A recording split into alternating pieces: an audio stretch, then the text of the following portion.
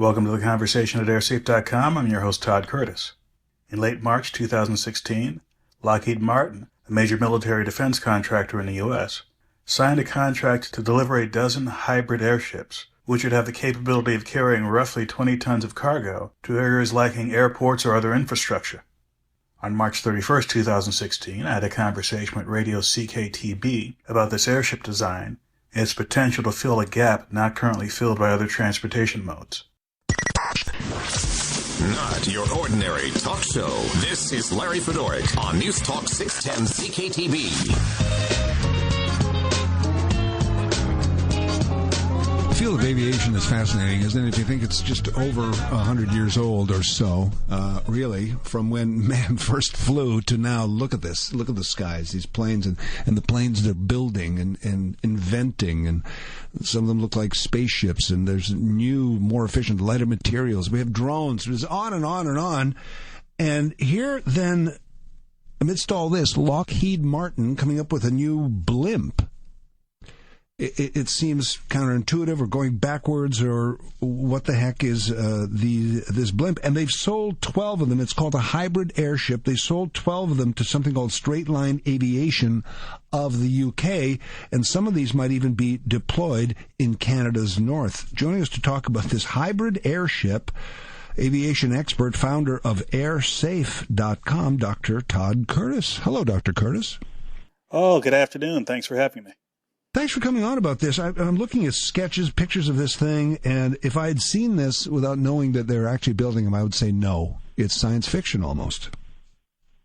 I'd have to agree with you. I thought it was a prototype, a drawing, artist's conception of something rather than something that was actually sold and about to be built. Now, when I say about to be built, it's probably a couple of years away from seeing these deployed, right?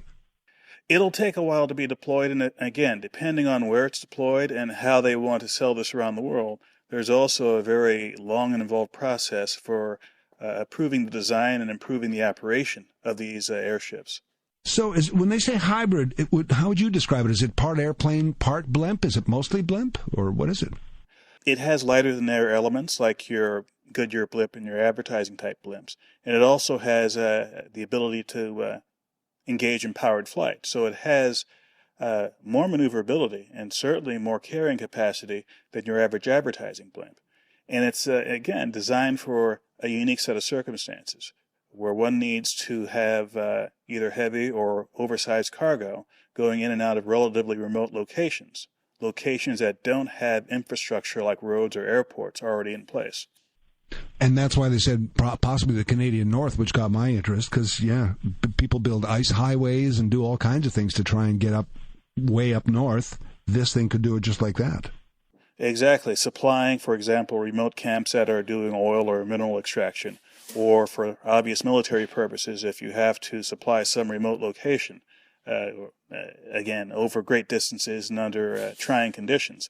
This could fill a gap that's not exactly filled by larger aircraft or by road transport, especially if you don't have the extensive road system connecting it, in Canada's case, with the populated areas of Canada. This can haul 20 metric tons of cargo. How does that compare to like a big aircraft supply carrier? Well, again, it depends on what kind of aircraft we're talking about. If you're talking about the very specialized cargo aircraft, I'm thinking the Antonov 124 in particular. It's about the size of a C-5 Galaxy, the U.S. military transport. And there are quite a few of these in use for civilian purposes around the world. And they have been quite useful for resupplying businesses as varied as Boeing. They've had them fly engines into Boeing's plant in Seattle, and to supply construction sites around the world.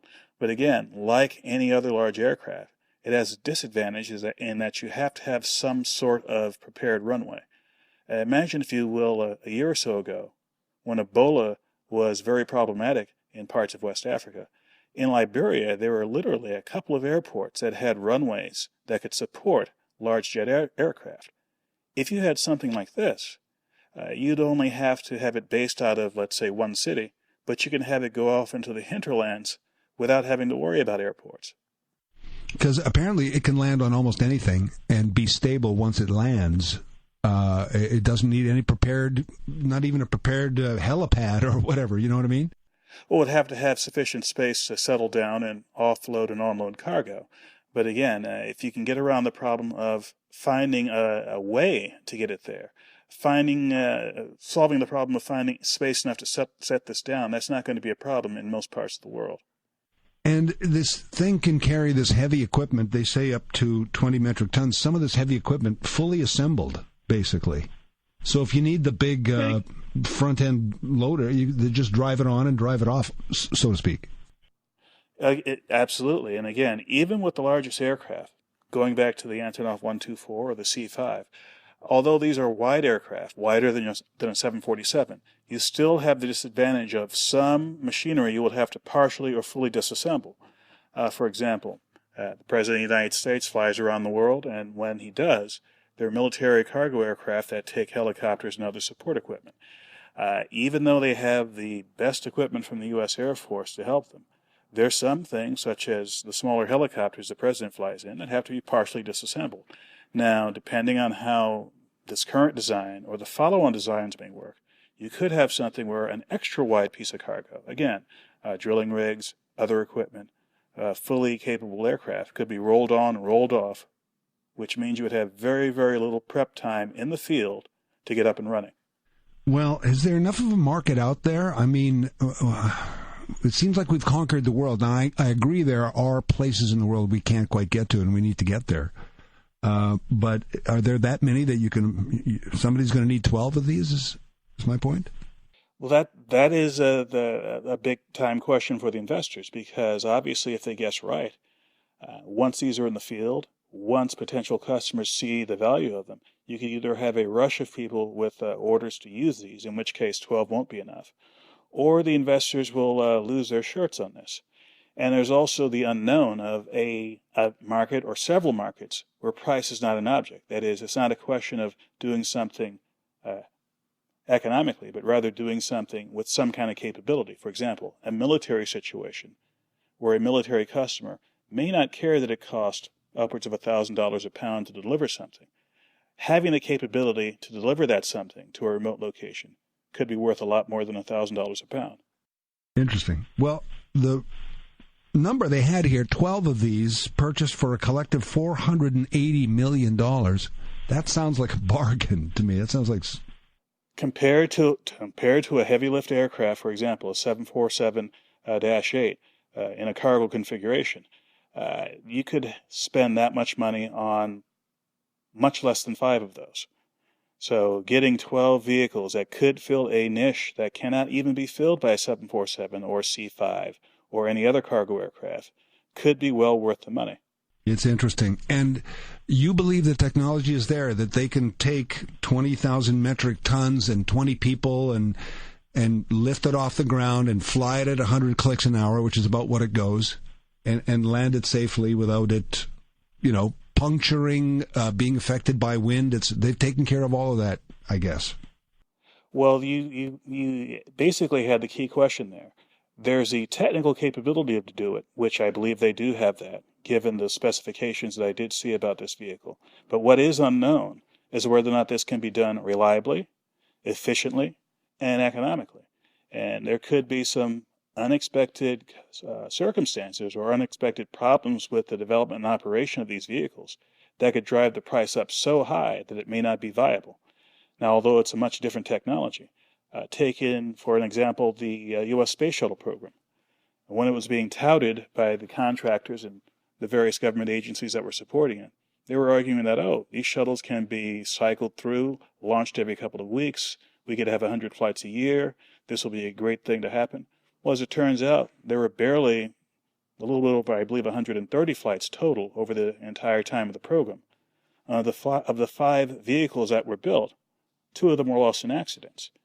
And for obvious reasons, that it was a technology that was obviously first-rate, but not one that could be reliably sustained, especially sustained without risking life and limb. Those are key points. Wow, this is so interesting. I'm hoping we get a chance to talk about this more as this project develops in the future. Dr. Curtis, thank you so much. Well, thank you again for having me. Dr. Todd Curtis, aviation expert. He's actually the founder of airsafe.com. This thing is massive. It really looks like out of a comic book. It's, the length of a football field, I guess, at least, and how many meters wide. It's incredible that they could get all this tonnage up there, and you always think that it's this big blimp is going to land somewhere, and we landed on a cactus. Psst, all the air.